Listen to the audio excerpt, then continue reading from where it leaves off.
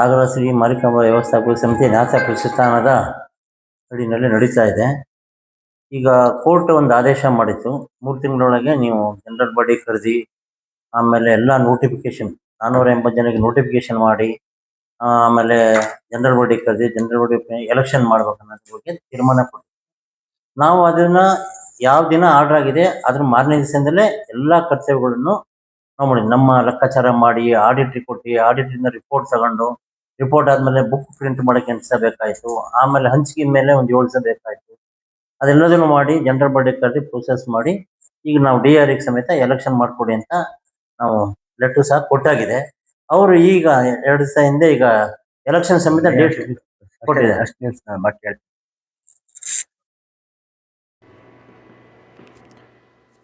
ಸಾಗರದ ಗ್ರಾಮಾಧಿದೇವತೆ ಮಾರಿಕಾಂಬಾ ದೇವಸ್ಥಾನದ ಹೊಸ ಆಡಳಿತ ಮಂಡಳಿ ಚುನಾವಣೆಗೆ ದಿನಗಣನೆ ಪ್ರಾರಂಭವಾಗಿದೆ.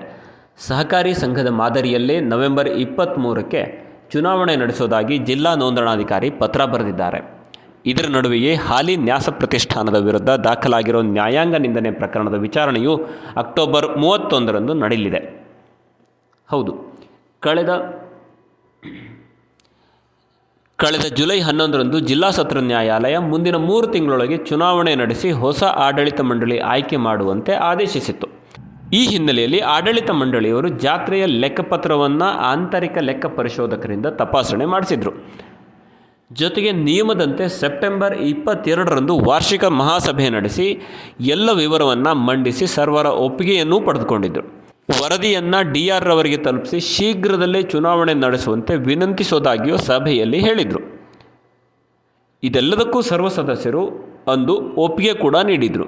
ಆದರೆ ಮಾರಿಕಾಂಬಾ ಹಿತರಕ್ಷಣಾ ಸಮಿತಿ ಪದಾಧಿಕಾರಿಗಳು ಅಕ್ಟೋಬರ್ 11 ಮುಗಿಯುತ್ತಿದ್ದಂತೆ ಜಿಲ್ಲಾ ಸತ್ರ ನ್ಯಾಯಾಲಯದಲ್ಲಿ ಪ್ರತಿಷ್ಠಾನದ ವಿರುದ್ಧ ನ್ಯಾಯಾಂಗ ನಿಂದನೆ ಪ್ರಕರಣ ದಾಖಲಿಸಿದ್ದಾರೆ.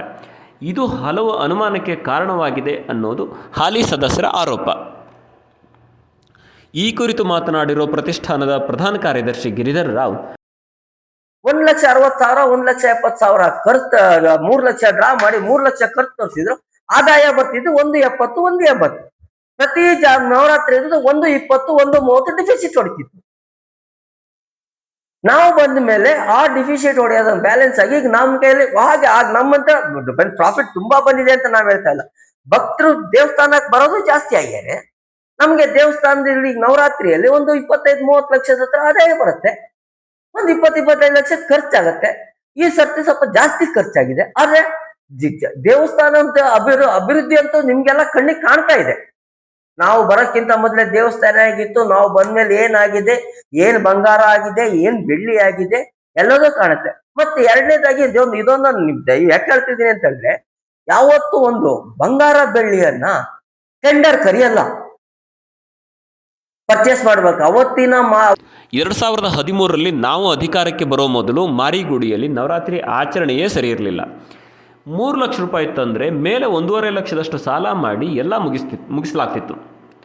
3 ಲಕ್ಷ ರೂಪಾಯಿ ತಂದು ಮೇಲೆ 1.5 ಲಕ್ಷದಷ್ಟು ಸಾಲ ಮಾಡಿಯೇ ಎಲ್ಲ ಮುಗಿಸಲಾಗ್ತಿತ್ತು. ಈಗ ಪದ್ಧತಿ ಬದಲಾಗಿದೆ. ಮಾರಿಗುಡಿಗೆ ಹೊಸ ಆಡಳಿತ ಮಂಡಳಿ ಬರೋದು ಪಕ್ಕಾ ಆಗಿದೆ. ಜೊತೆಗೆ ನ್ಯಾಯಾಂಗ ನಿಂದನೆ ಪ್ರಕರಣದಲ್ಲಿ ಆದೇಶ ಯಾರ ಪರ ಬರುತ್ತೆ ಅನ್ನೋದು ಸದ್ಯಕ್ಕೆ ಎಲ್ಲರ ಕುತೂಹಲಕ್ಕೆ ಕಾರಣವಾಗಿದೆ. ನೀಲಾಸ್ ಕೆಫೆ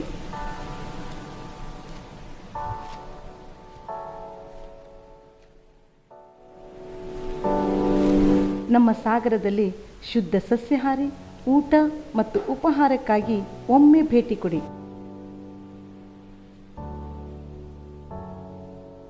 ನಮ್ಮಲ್ಲಿ ವಿಶೇಷವಾಗಿ ಶುಭ ಸಮಾರಂಭಗಳಿಗೆ ಕ್ಯಾಂಟ್ರಿಂಗ್ ವ್ಯವಸ್ಥೆ ಮಾಡಿಕೊಡಲಾಗುವುದು. ಒಮ್ಮೆ ಭೇಟಿ ಕೊಡಿ. ನೀಲಾಸ್ ಕೆಫೆ, ಸಾಗರ.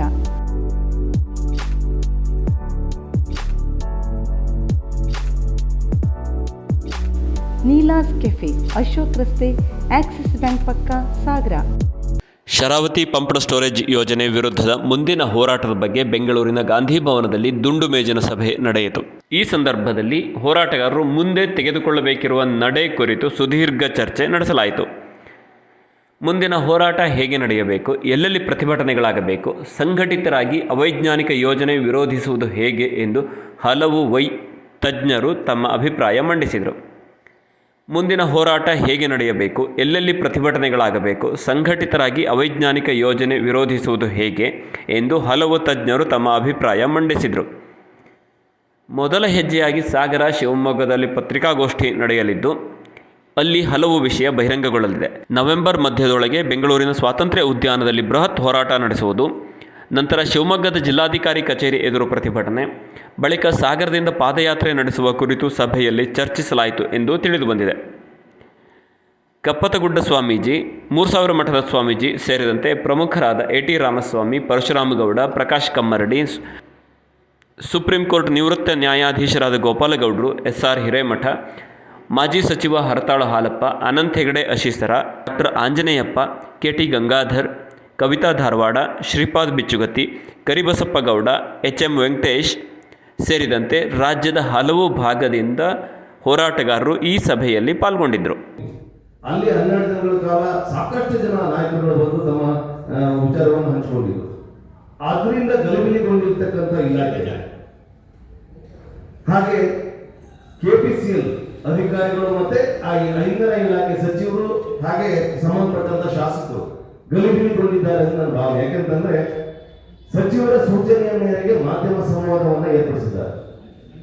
ಅವರು ನೋಟಿಸ್ ಕೊಟ್ಟಿರೋದು ಹಾಗೆ ಸಚಿವರ ಸೂಚನೆ ಮೇರೆಗೆ ವಾರ್ತಾ ಇಲಾಖೆ ಮಾಧ್ಯಮ ಸಂವಾದ ಎಲ್ಲ ಕಡೆ ನಡೀತಾ ಇದೆ. ಸಾಗರದಲ್ಲಿ ನಮ್ಮ ಮಾಧ್ಯಮ ಮಿತ್ರರು ತೀವ್ರ ತರಾಟೆ ತೆಗೆದುಕೊಂಡಿದ್ದಾರೆ. ನನಗೆ ಬಂದು ಮಾಹಿತಿ, ಅವರಿಗೆ ಮಾತಾಡಲಿಕ್ಕೆ ಬಿಟ್ಟಿಲ್ಲ, ಪ್ರಶ್ನೆಗಳ ಮೇಲೆ ಪ್ರಶ್ನೆಗಳನ್ನ ಹಾಕಿದ್ದಾರೆ.